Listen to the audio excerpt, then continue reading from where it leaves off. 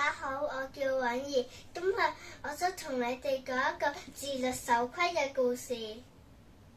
我以前好鍾意玩嘅，成日唔做功課，拖拖拉拉，成日遲交功課。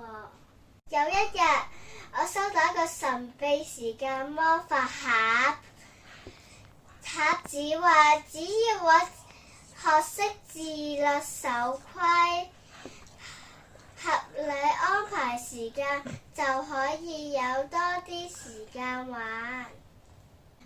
我而家開始每日定時做功課，唔再拖拖拉拉啦。我試過啦，只要自己有規律做嘢，時間變得更多，有更多時間玩同瞓覺。